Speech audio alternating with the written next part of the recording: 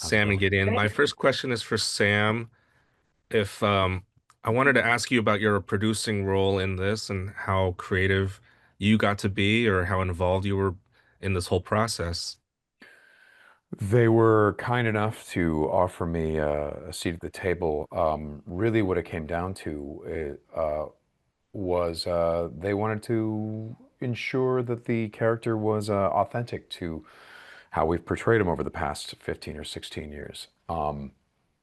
And so I feel like my role is to hear what they want to do and say, okay, well, I think Maul would feel this way about it, or he would go about it in this particular way.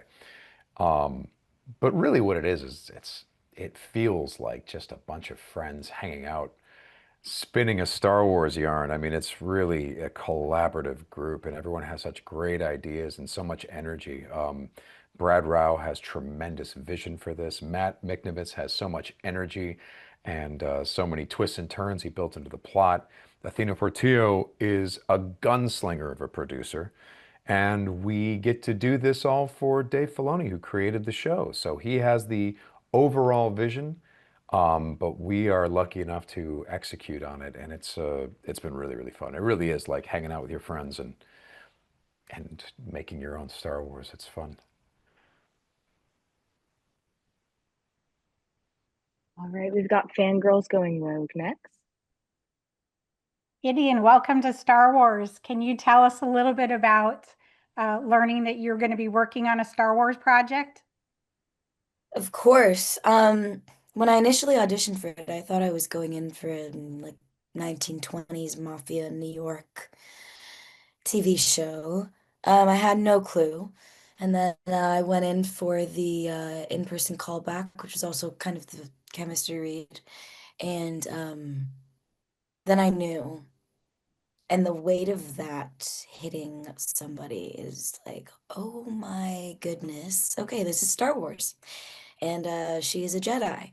It's kind of anyone's dream, really, to be a part of this world, this galaxy. So it hit me pretty hard. But straight away, I walked in, and the first person that greeted me with a very strong, comforting handshake was Sam. And ever since then, really just having him by my side, and the whole team actually, it's very quickly become a family, which has also helped ease me into this whole thing and make me feel comfortable in the world, which can be a lot of pressure, but it's been really great. All right, Father Son Galaxy, you're up next. Hello, this is Keith and Kerwin at Father Son Galaxy. Hi. Hi. Hi. Hello. My question is for Mr. Witwer. There's an interview where you discussed a moment where you outgeeked Dave Filoni. How long have you been a Star Wars fan, and what sparked your passion for the saga? Well, I think my generation, um, we were born with it. We had no choice but to be quoting those three movies when we were growing up. They were just built into your brain when you were born, when I was, or when Dave Filoni was. And I will tell you, you know, I suppose it's a proud moment that I got him once, because he's gotten me many, many times where I was gonna go off and do some wild thing, and he goes, "Now, Sam, you must remember that in Attack of the Clones, this happened." Oh, right, right, right. Thank you, Dave. Thank you. The guy, he was a Star Wars encyclopedia since before he was George's Padawan. And I do love that we are making a show here with Maul Shadowlord, created by the one guy who knows Star Wars better than anyone, save George Lucas. So yeah, it's I'm a huge fan. I love this stuff. Star Wars is like my favorite thing.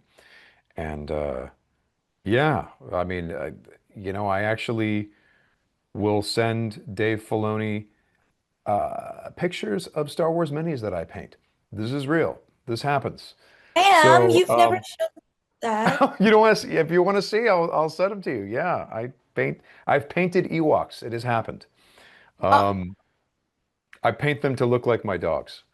So that's yeah, I love Star Wars so very much. I'm a fan first before anything. Full of Sith, you have the next question. Yeah, I'm a question for Gideon. Having been around uh these guys in these shows for a long time on this side of it, and the last answer really exemplified that these guys know Star Wars in and out.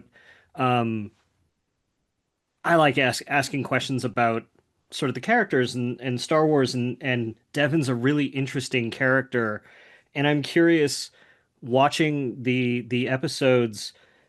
Devon seems really torn about her master and a lot of the really compelling things that Maul has to say, and I'm really interested in your take on that and how you took on what Maul was saying to her and how you stepped into that sort of thing and how you brought that to life.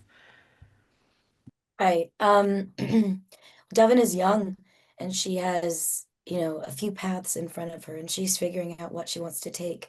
I think the reason that she listens to Maul so deeply, even though maybe she doesn't want to admit that she is because she sees a very extreme similarity between the two of them. They reflect each other in ways. Maybe Maul from his childhood, maybe he sees himself in Devon. Devon might see herself, her future self in him, who knows? But she's trying to figure out her path. And it's difficult, and she's very young, and she loves her master Daki, and would do anything for him. And I think the journey that you'll see Devon take really shows her love and nobility and what she would do for her master, but also shows that she's really trying to figure out who she is. And that curiosity she has will go to extreme lengths. I hope I didn't give too much away. There we go. It's so scary trying to talk about it and not get in trouble. Right, Sky Talkers, you have the next question. Hi, I'm Caitlin from Sky Talkers. It's so great to talk with both of you today.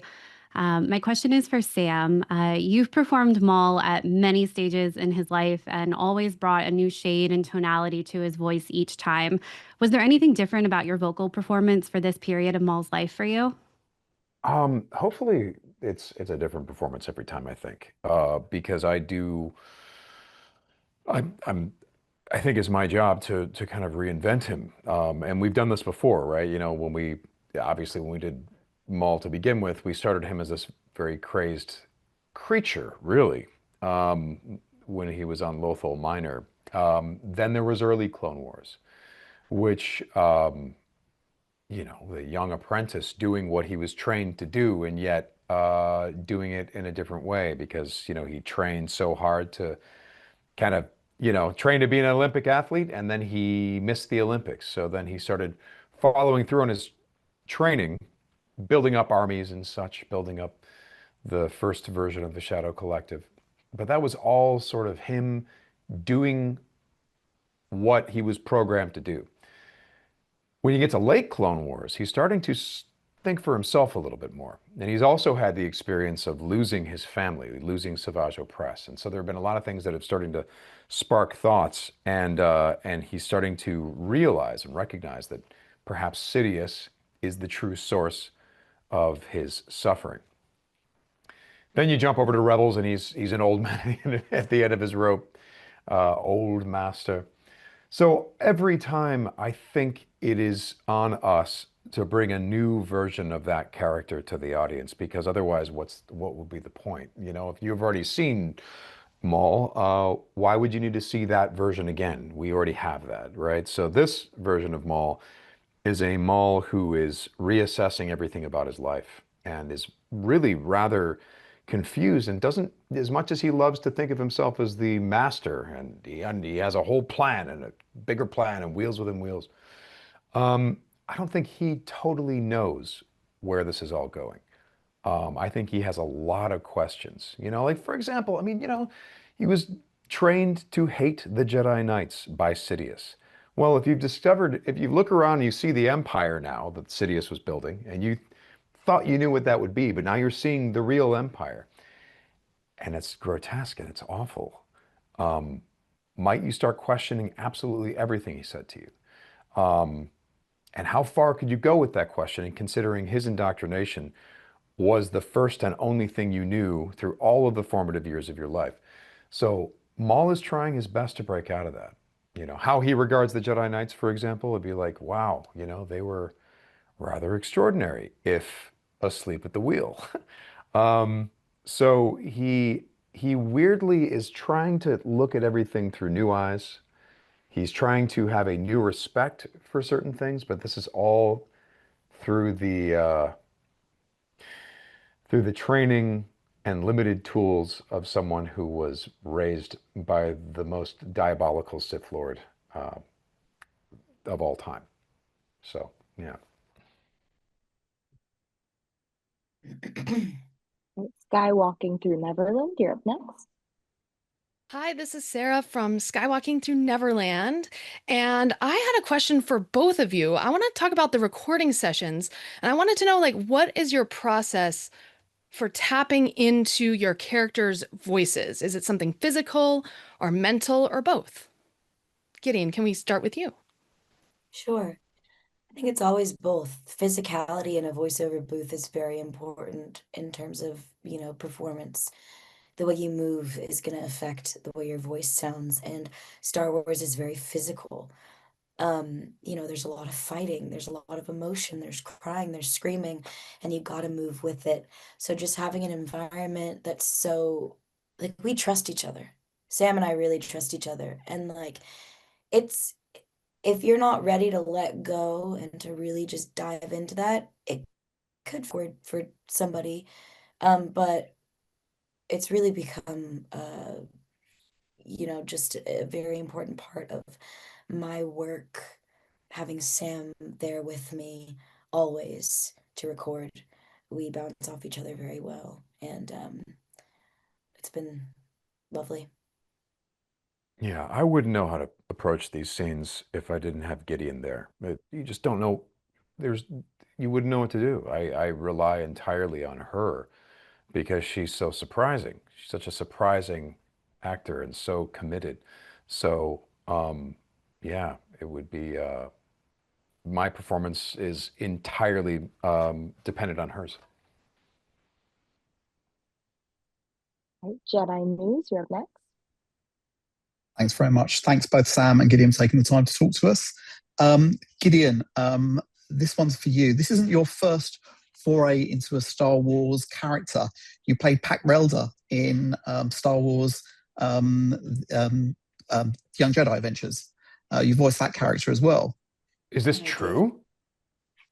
I think I did. Did I? I might have. Did I? I don't remember doing that. Oh my goodness. It must have been a very tiny little one line. It was. Thing. I think your character really, really liked Galaxy's Edge, if I remember rightly. So, yeah. I feel such a sense of betrayal here, guys. I thought that... No, Sam, you shouldn't. It was a small... confused as you are, but I will say this really is this is my hello to the Star Wars. Okay, because I was going to ask how that compared, and obviously that's very much a young preschool show, whereas this is grown up. Yeah, and I'm not trying to be rude to anybody, but I don't remember doing that. It's okay. I don't remember it. I don't remember that. Well, I'm going to remember it when I'm seeing it. I can't wait to see it. I want to see you in a Young Jedi adventure. That sounds amazing. This is my introduction to Star Wars, truly. This whole situation. I didn't mean to get you into trouble. No, I don't think you are. I think this is really funny, actually. I'm teasing. Oh gosh. Oh gosh. No, but that's the thing. I hope that Gideon has a long road with Star Wars, playing all kinds of different characters, because her talent would we would do well to use her as often as we can, because she's so talented and committed. Damn. Agreed. Thank you. Thank you, James. Ion Podcast, you're up next. Thanks. This is William Dever with Ion Cannon Podcast. My question is for Sam. Sam, Maul's return in the Clone Wars back in 2012, hard to believe it was that long ago, was a seismic moment for the character and for Star Wars storytelling. And now, 14 years later, he's finally the lead of his own series. What does that mean for you to see Maul step into the spotlight as the central protagonist? And how has that also shaped your performance and how you approach this?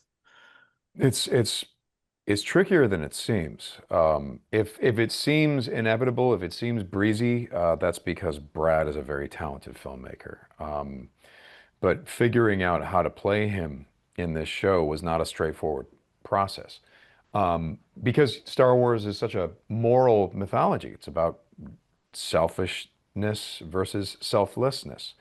And so to put one of the more selfish characters in a protagonist situation, it kind of blurs the lines between protagonist and antagonist, you know? It's a situation in which we must now understand why he does everything he does. We do not necessarily need to agree with him, though. That's the key. Hopefully, if I'm doing my job right, people are absorbing from these performances that he's not the happiest guy, and that this is not the best path to being a happy, actualized person. Maul has a lot of problems and a lot of flaws, and one of his flaws is he seems to have the facts straight a lot. He seems to tell the truth a lot, but his interpretation of those facts, I think, can be questioned. You know, he doesn't ask himself where his own suffering is actually his responsibility. He loves to point the finger at others. And the problem with him is that, in fact, he's right to an extent. Now, for example, when it comes to Darth Sidious, you know, Darth Sidious is the initial source of his suffering, but there comes a point where everyone has to take responsibility for themselves and their own actions and can no longer blame other people for them reacting or acting in a way that is not very cool, you know, in a way that's negative, a way that's hurtful. So that's a step that Maul has a hard time taking. Yeah, or making the step. Do people take steps or make steps? I'm not really sure. But yeah, you know, it's interesting. He's really trying to be different. He really is. But his father figure, the man who raised him, is Darth Sidious. So how much success is Maul going to have? Wait and see. Thank you. All right, and our last question is going to come from Fantatrax. Hi guys, Mark from Fantatrax here. Question for Gideon. Dave Filoni casts are notoriously known for being a great commune, a great group of people, very much working together. How have you found the cast on this show? Fantastic. I mean, we have Dennis Haysbert, we have Wagner Moira, Charlie Bushnell, we just have incredible people, and I've been so lucky and I felt so coddled. You can just, as an actor, joining this group of artists, you can just feel how much time they took to cast this show and the work that they put in to find these artists to portray these characters in this new zone of the galaxy. I don't know how to put it properly. Zone of the galaxy, Sam? Zone of the Galaxy. I like it. I'm going to back you up on that. You can just feel it. How Dave is particular in welcoming people into this world, and actually, now that you say it, like, yeah, it's just every day it becomes more and more of an honor, truly, that I get to be a part of it as well.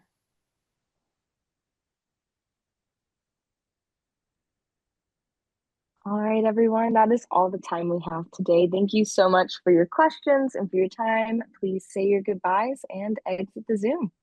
Before everyone goes, one of the things I want to state is a lot of people ask the question, what do you have to watch before you enjoy this show? What do I need to see? What do I need to catch up on before I can watch Maul Shadow Lord? The answer, nothing. Nothing at all. This show's got you. If you have never seen Star Wars before, you will understand what's happening in the show. If you have no idea who Darth Maul is, don't worry. We got you. You'll learn all about him through the show. And there's all these other wonderful characters that will engage you and surprise you. The top of that list being Devon. It's a wonderful, wonderful show, and you do not need to do any homework to enjoy it. Thank you. Thank you. Thank Thank you. you, All right. guys. Congratulations. Thank you both for So much. your time. Appreciate it. Thanks, everybody. Thanks. Bye. Thank you. All right. Thanks, everyone.